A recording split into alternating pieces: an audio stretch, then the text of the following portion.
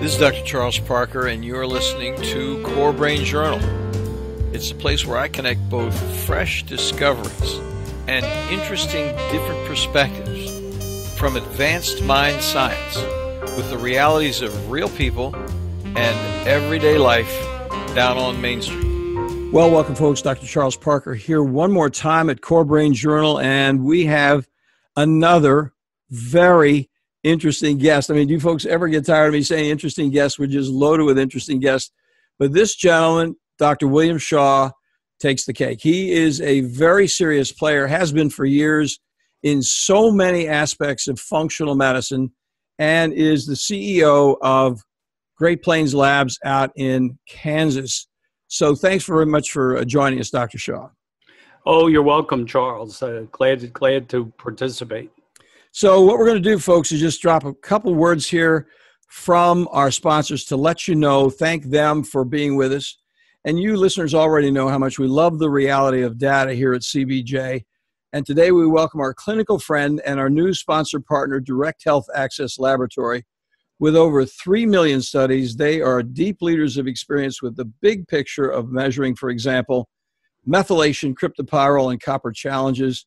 They provide global service with a molecular focus. Stay tuned, more at mid-episode here. And then we also are very pleased to welcome our other sponsor, who is really a local person here in Tidewater, Virginia, and that is the Barry Robinson Center. They have a deep interest in fresh options to address the complexity of adolescent treatment failure nationally and internationally, and is built TRICARE friendly.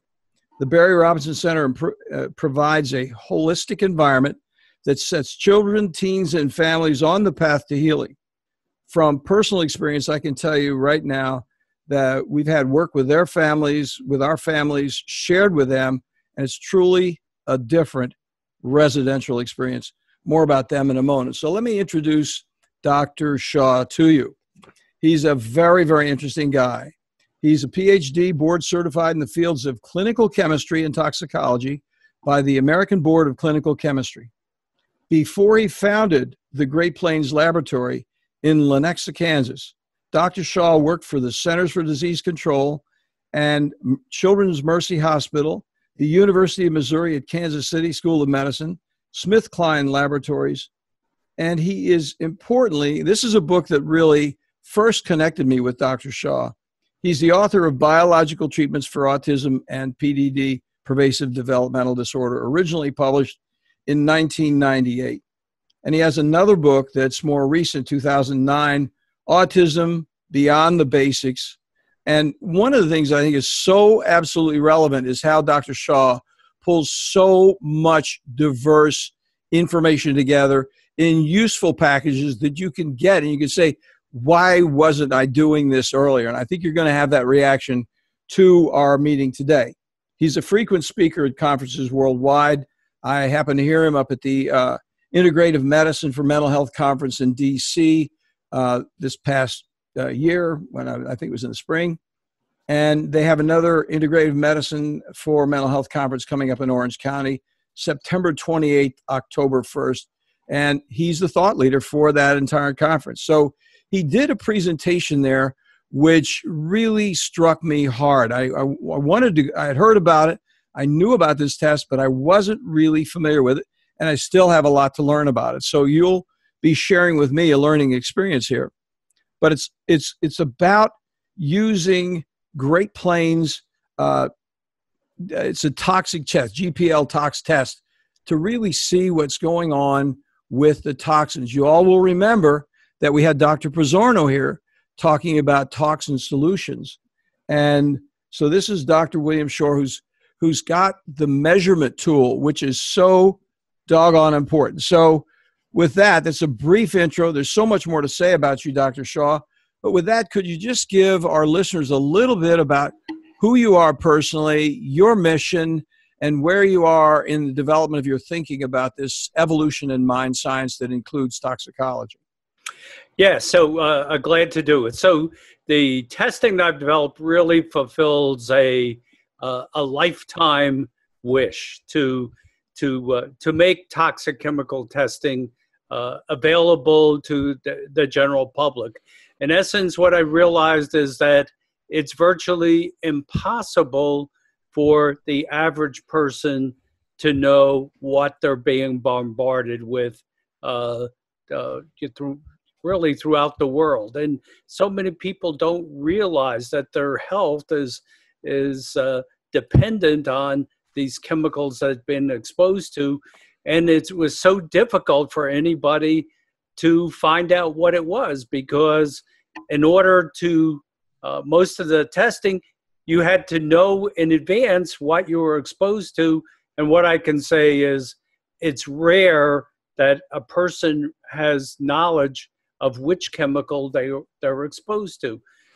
It does happen, like a person who works in a factory that produces one chemical and then they get sick, like the people who worked at the factories that produce tetraethyl lead for gasoline. So large numbers of those people got sick or died from that exposure.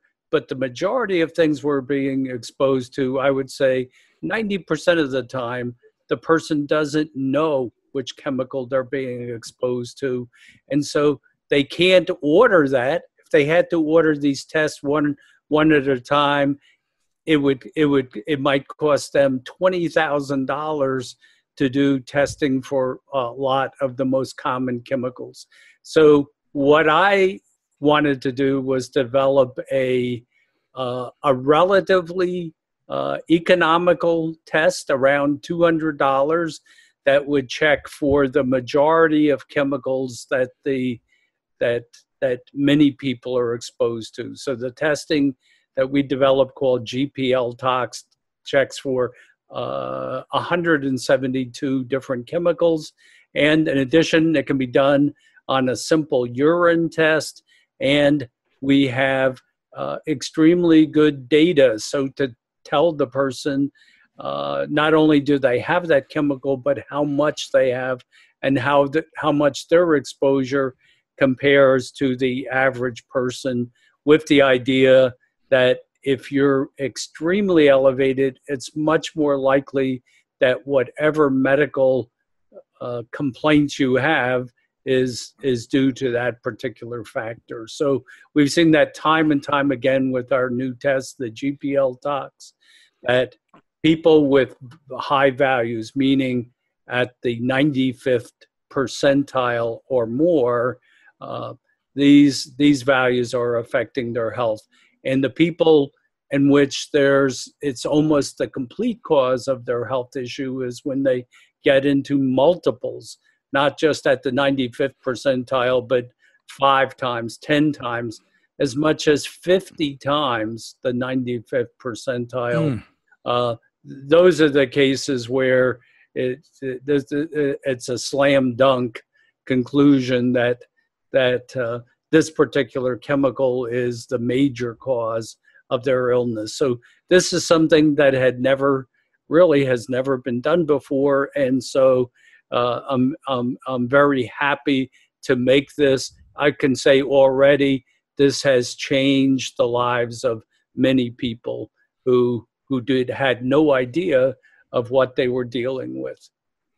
Well, I think, Dr. Shaw, the thing is so absolutely striking is the variety, the wide variety of psychiatric conditions, of brain conditions. I like to not really think about psychiatry in that closed way that, hey, we're just going to give psych medicines, but what do we think about actual brain function and biomedical function downstream from these? Because, I mean, everywhere from autism to bipolar illness to Parkinson's to Alzheimer's, I mean, the list goes on. It's just amazing when you go to the website, which I'll have linked in the show notes, and you go over to Great Plains Labs and look at what the definitive studies that they have there. It's nothing less than phenomenal. Every single person listening to this has to go over there and just take a look at the resources and the research that Dr. Shaw and his team have done. So, Dr. Shaw, how did you get into this? I knew you were interested in autism early on, and I knew that you had done some original work in that, but then how did you actually come over to really discover and see for yourself, as we all do as we get older? It's like, hey, here's something I really need to dig further into. What led you down that path? Well, I guess the first thing goes back to my education in graduate school, and there was a particular case study that was presented to us in the biochemistry class, and it was by the head of the biochemistry department of the medical school where I got my Ph.D. And he related a story of a neighbor of his who was a lawyer in downtown Charleston.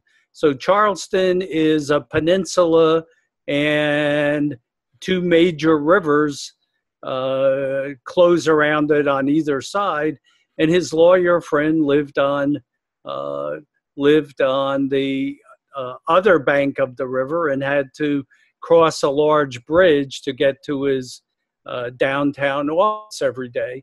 And what he related to my professor is that he was thinking of leaving the field of law. And so, of course, he asked him, well, why are you doing that? Well, he said, every day I start out, I'm in a very good mood and, on top of the world, and then I drive across the Cooper River Bridge and get downtown, and just about the time I'm ready to put the key in the door of my office, I feel terribly depressed.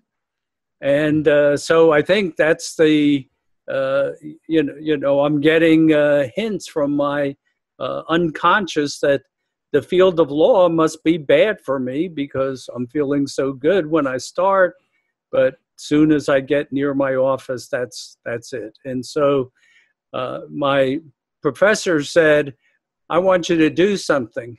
He said, tomorrow when you come to work, I want you to drive across the bridge again, just like always, but instead of turning right to your law office, turn left where the medical school lab was. And so he said, okay. And what he did is he took the sample after he had spent about 30 minutes commuting to work, and he found that the individual had an extremely high value of carbon monoxide. And one of the things that carbon monoxide causes is extreme depression, as well as a variety. There's articles published showing that kleptomania, just going in and shoplifting, can be a neurologic disorder caused by carbon monoxide poisoning. And of course, carbon monoxide is one of the chemicals that not only can it cause depression, but it can kill you. So one of the easiest things to remember that, to my knowledge, is true of every toxic chemical is if the chemical is toxic enough to kill you at some level, it's also capable of causing severe depression or other types of psychiatric illness.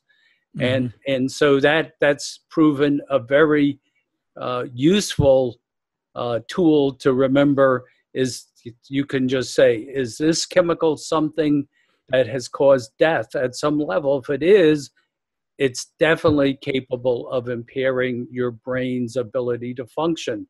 And this is especially important for humans because humans have one of the largest brains of any of the mammals, perhaps, except for the great apes and the whales.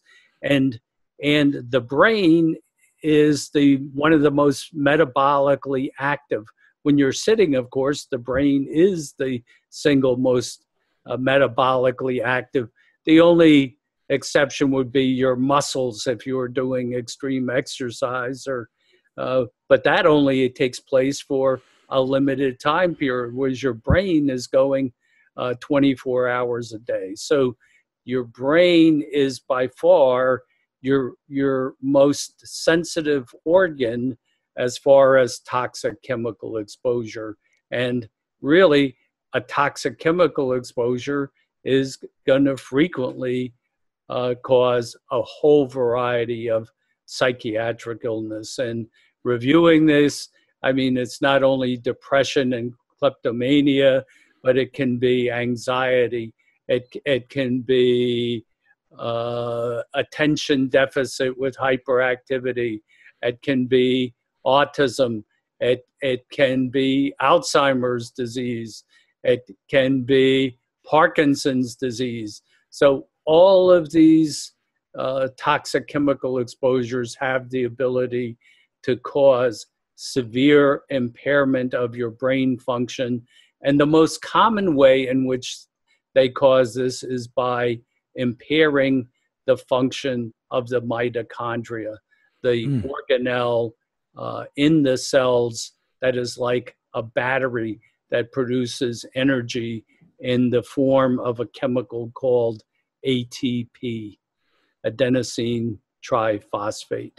And if enough of this is inhibited, you're not going to function well at all. So the brain just plain old slows down. And so this was the brain slows down, and then I also became interested because of learning about the toxicity of these antibacterial hand soaps, many of which are still on the market. There was one that used to be on the market called hexachlorophene that was present in it for teenagers who had acne, but they weren't content to just having it in soap. They were putting it in toothpaste and mouthwash and feminine hygiene deodorant. And what was found out was that eventually they found 12 children had died after being washed with this soap. And the hexachlorophene was extremely toxic. And when you looked at some of the underlying data, they found that it could cause extreme depression. So at the laboratory where I worked, I found that about the company, at that time it was Smith Kline, used this antibacterial hand soap in all the employees' bathrooms, and about 50% of the employees were complaining about feeling pain in the chest or headaches or depression after going on break. So what it was is I tracked it down. Those were if the person ended up washing their hands before break, a large percentage of those people were getting toxic symptoms just from washing their hands, a small surface area of the body, where sometimes this same chemical was used promoted as soap to use when showering, when you would put it over your entire body. And those were the cases where the children were dying when their entire body was exposed to this antibacterial thing. And so eventually it was removed from the market, but just like in many other cases, what they do, they take away one toxic chemical and they put in another one with similar toxicity. Matter of fact, the chemical structure of the replacements was very similar. For example, PCMX has a very similar biochemical structure in that it is a chlorinated phenolic compound. And triclosan, which was recently banned by the FDA, had that same characteristics. Well, today you can go into McDonald's and Burger King. If you wash your hands there, you're getting a dose of this toxic chemical. And when I looked up, I found that they had tried this out on animals and found severe symptoms like neurologic impairment and depression caused in dogs that had been exposed to this chemical, and really, I mean, it's really bad. Most people make the assumption that the government would never allow something like this, and I have to say, this is that if you're waiting for the government to help you with this, you might as well be waiting for the tooth fairy to be doing that. So it's just not going to happen. You really have to look out for yourself and the toxic exposures that you receive. Just because it's in a package in the grocery store or the pharmacy does not mean that product is safe. And so the testing gives consumers a way to find out what they're actually being exposed to. So, for example, I only eat organic food because my wife is that's what she buys at the Whole Foods market. Mm-hmm. But even there, we go out to eat occasionally for lunch and so forth, and I have traces of organophosphate pesticide in my urine sample, but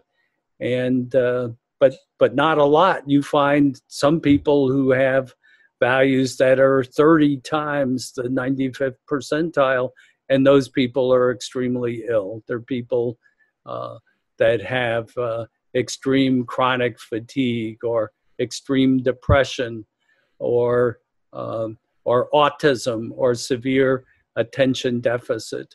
So these things, they can cause a whole variety of medical problems, and unless the public is checking these things out, they will not be able to find a physician who can help them with their symptoms, because these symptoms are due to toxic chemicals that are not commonly tested. They're almost never tested unless the person has knowledge that these particular tests exist. Well, Dr. Shaw, this is the very reason we're really privileged to have you here talking with us, because this is absolutely so essential. It's right on the theme of what we talk about all the time at Core Brain Journal. We're really strong on measuring and measuring correctly, because we see so many individuals, we're sort of living in a psychiatric delusion, if you will, that medications are going to fix everything, and that the brain itself is so simple that if you look at the behavior of a person, you'll know the right chemical to throw at it. And the complexity is just so much greater than that. It's one of the reasons I was interested in listening to you and developing a working relationship with you many years ago, because I heard you speak many years ago up in New England, and I was like, boy, this guy is right on it, because I myself, as a practicing psychiatrist, have seen so many treatment failures when I was, in fact, doing everything right. I mean, I was doing everything right by every book, and people are treatment failure. We have horrendous numbers of treatment failure out there that look psychiatric, that in fact, from the point of view of appearances, are psychiatric, but from the point of view of what the underlying problem is, they have significant underlying biologic impediments. And I'm so glad that you're raising this, and I'm really interested in becoming more conversant with it. I've ordered some tests already with gpl-tox, because I have to just make it part of my practice. Actually, while I'm talking to you, I keep thinking, why don't I just do this routinely with I see so many individuals who are treatment failure. They come in and they say, well, I've been on 6 different medications and tried this and that. And that treatment failure is so pervasive, and you don't know what their habits are. You don't know what they've been eating. You don't know where they've been. You don't know what their situation is. The guy with the carbon monoxide. I mean, who would ever predict that he had a leak carbon dioxide in his car? You don't know that until you test for it. So thank you so much for bringing that to our conscious awareness here. Now, let me ask you another question. The issue is, how frequently do you see individuals that really don't have an array of symptoms that still have fairly significant positive findings, who are more minimally impaired in a certain respect? And what does that say to us about being more liberal with our testing so we can actually prevent long-term, so they don't just keep polluting themselves on throughout their lives? Yeah. So what I would say is, I would say somewhere between a third to a half of patients that go into the doctor's office for a variety of complaints. We actually don't get many samples from people who are completely healthy, but we get a variety of patients whose urine samples come through our facility, and I would say between 1/3 to 1/2 have significant abnormalities that are either contributing to symptoms or, in a lot of cases, the major cause of the person's illness. So one particular patient had symptoms of Huntington's disease, a disease where there's severe tremors, severe psychiatric symptoms, ataxia, psychosis, and this woman had about 6 different toxic chemicals that were at the higher than the 95th percentile. So undoubtedly with this woman, this was the major cause. And she's still undergoing treatment right now. This is a relatively recent case, but she had a significant improvement by detoxification. And let me talk a little bit about the most common ways of doing this. So let me interrupt you for just a second, Dr. Shaw, because that was my secret question that I was going to ask you after we took a quick break, because that you have driven right to the point. I mean, this is such a comprehensive and interesting conversation. I mean, I wish we could talk for 2 hours, but let's come back in just a moment after we hear a word from our sponsors, and we'll talk to Dr. Shaw about what can be done. Let's not just wring our hands here, folks. Let's look at solutions. That's what we're all about. So we'll be back in just a second with Dr. Shaw's answer to that question.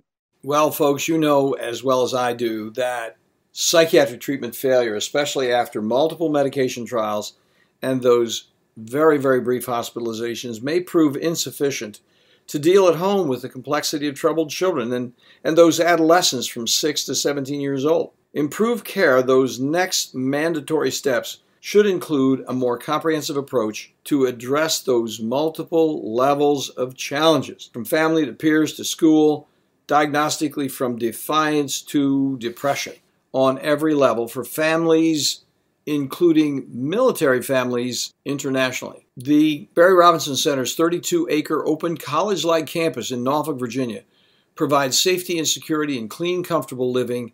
How do we know? We refer folks over there all the time, strongly endorse what they're doing.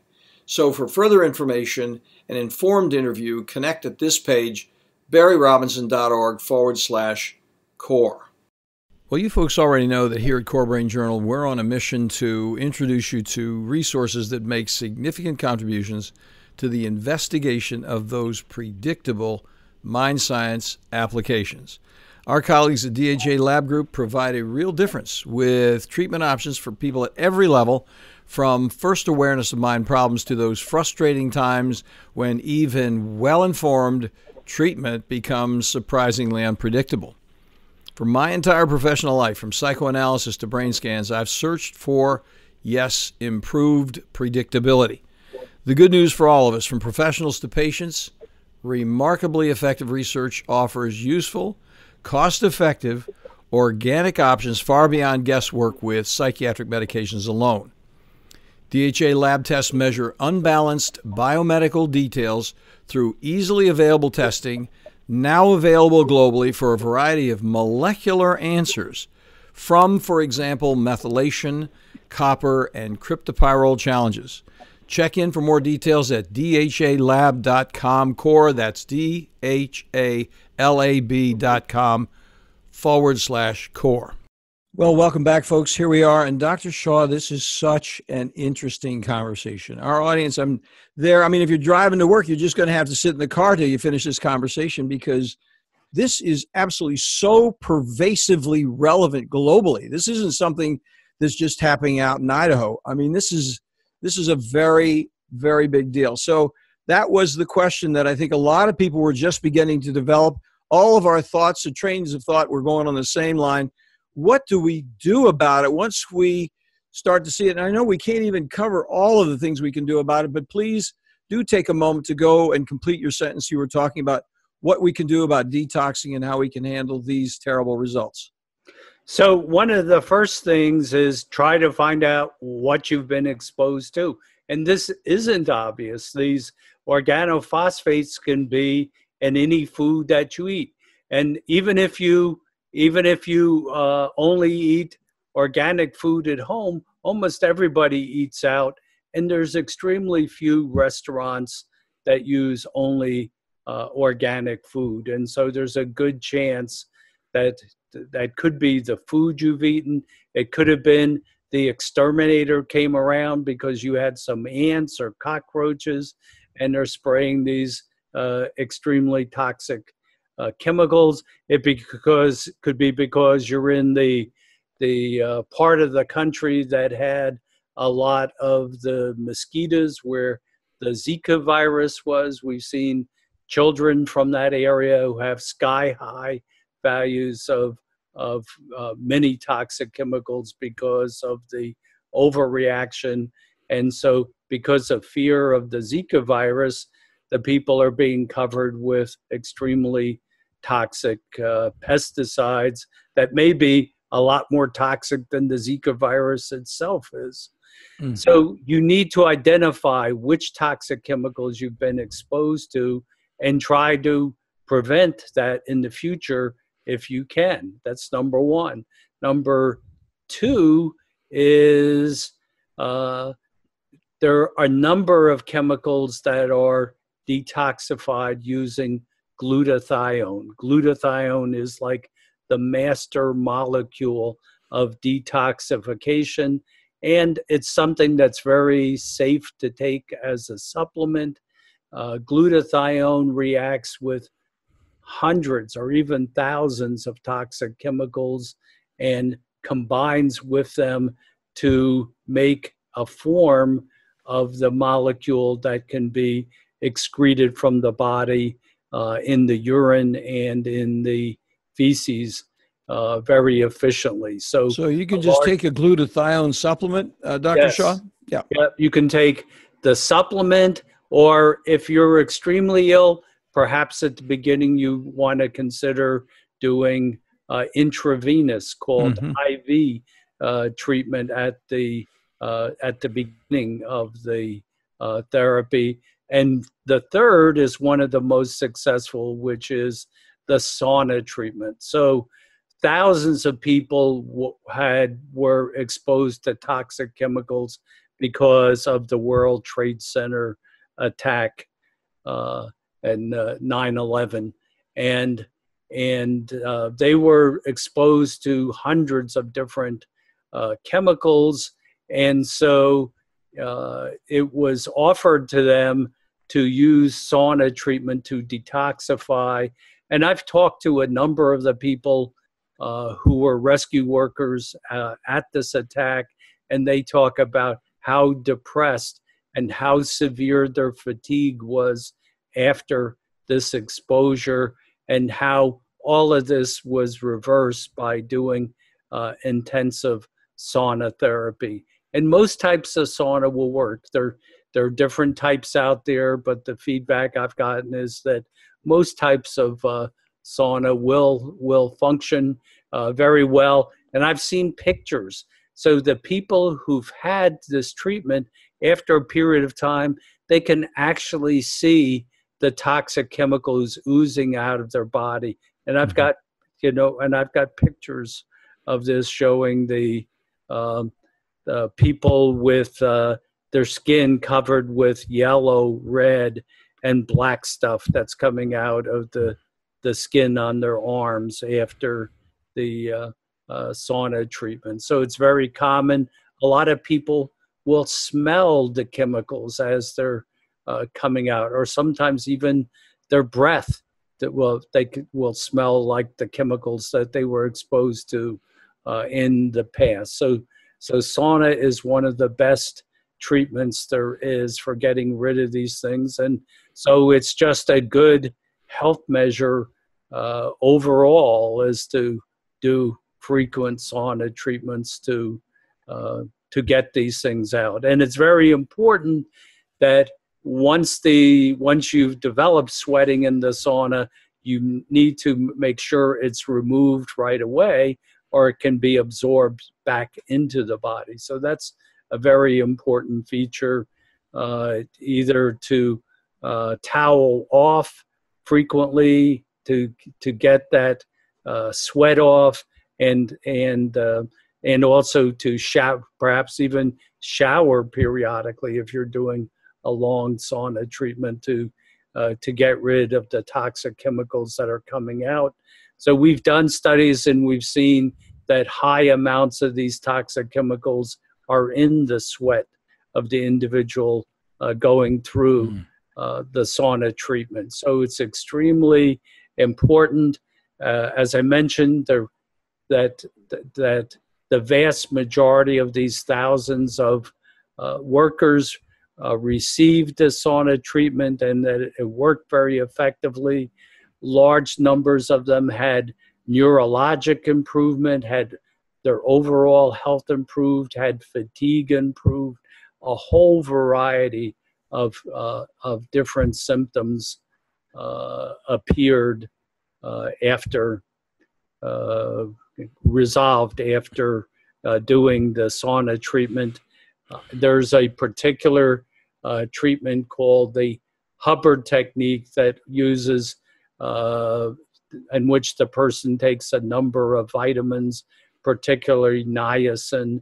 Niacin helps to mobilize some of these chemicals out into from the fat tissue and out into the sweat. Well, Dr. Shaw, we have your colleagues there at Great Plains have given us a PDF download, and we're going to have it here as a freebie that somebody can come in and just download when they go to the website and pull down the information that's readily available. This brief conversation, it may sound complex. It is complex when you get into it on the surface. But what happens is, to decrease the complexity, it just takes a little more study, a little more patience, and getting into it. And we want to make sure that people go to the website and pull that down, because that is going to be an easy, useful resource. And listeners, let me tell you, Dr. Shaw is, if not the pioneer, he's certainly one of the few pioneers in the world. He's taken some time to tell us about this. This guy is a thought leader on this very subject. We're so pleased to have him here. And there's so many things to talk about. I mean, it just goes on and on and on. So let me ask you this one question.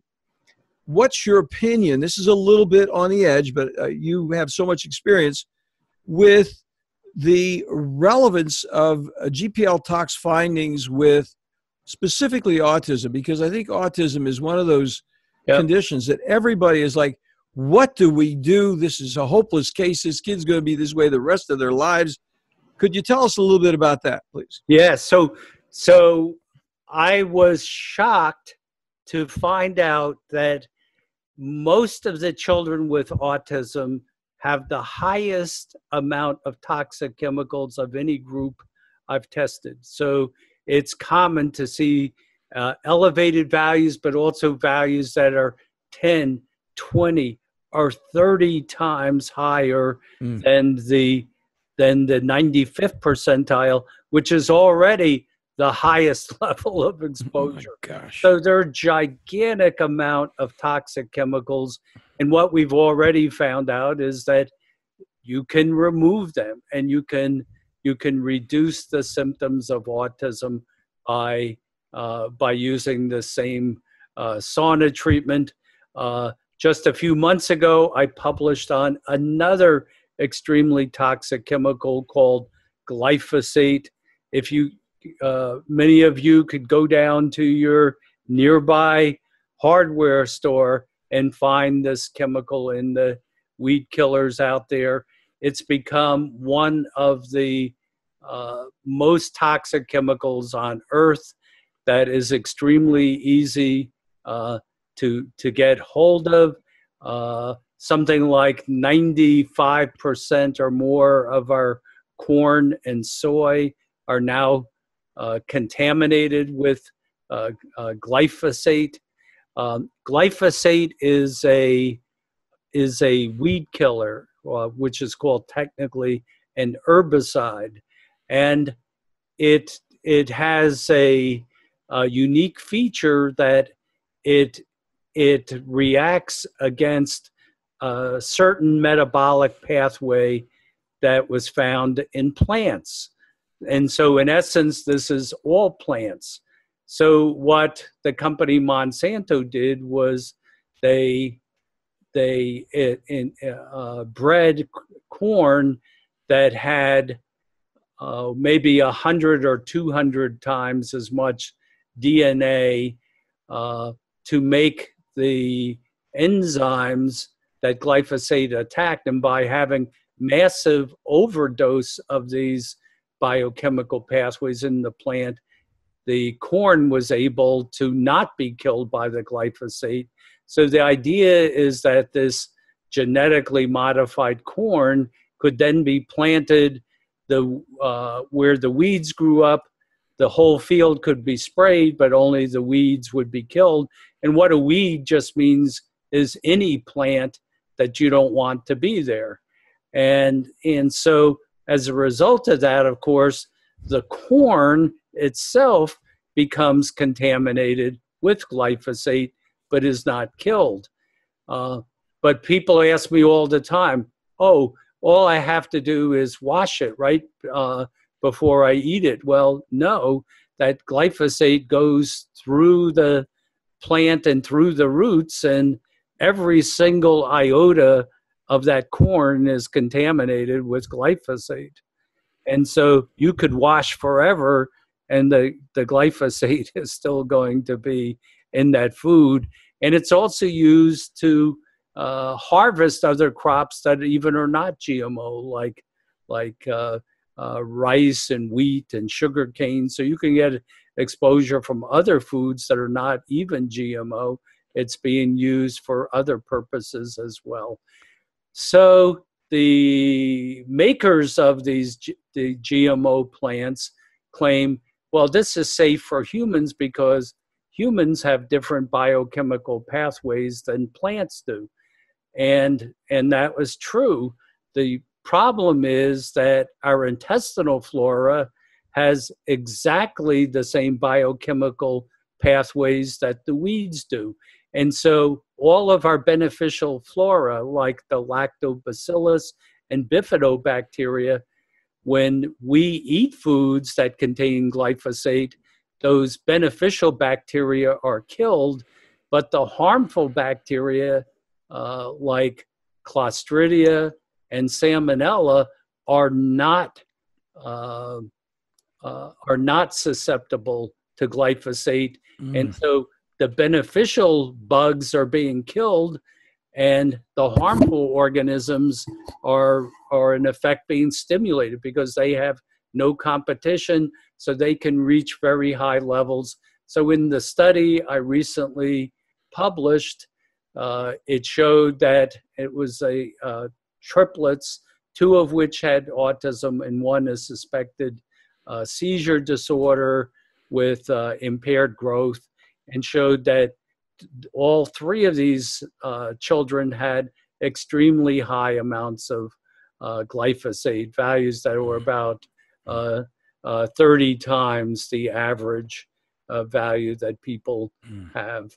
And what they were doing is, it was a Hispanic family, and of course, corn tortillas are one of the ethnic favorites for this group, and they were eating large amounts of corn tortillas every day.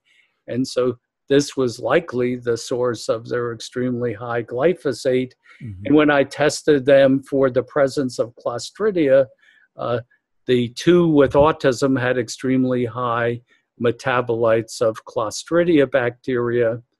And the Clostridia bacteria produce compounds, one of which is measured in the Great Plains Organic Acid Test called HPHPA.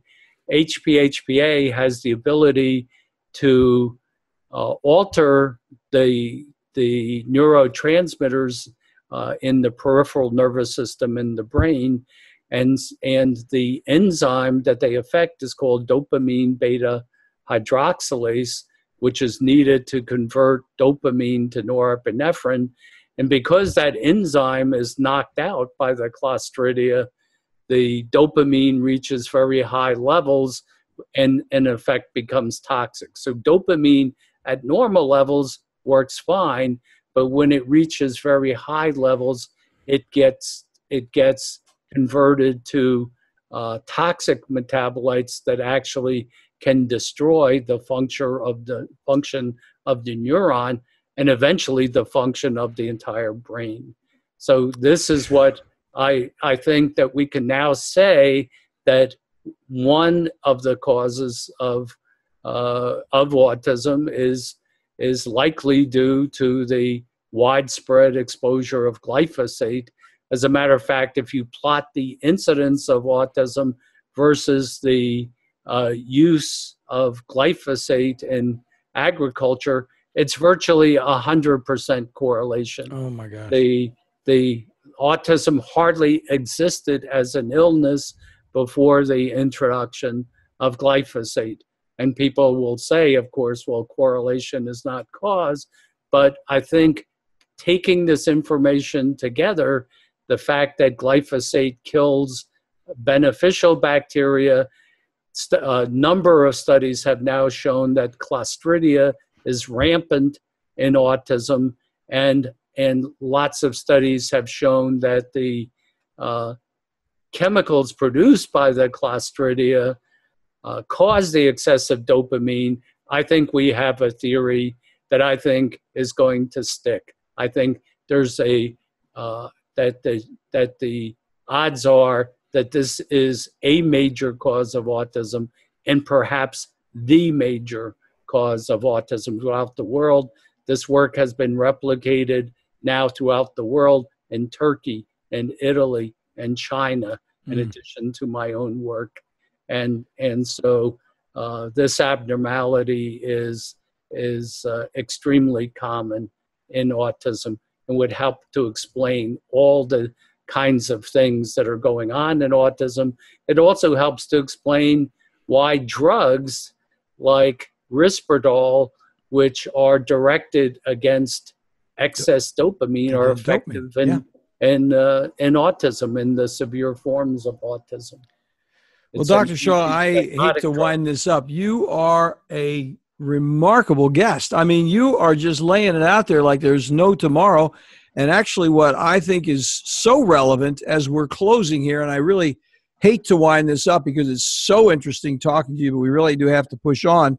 I just want to say, first of all, I want to say thank you.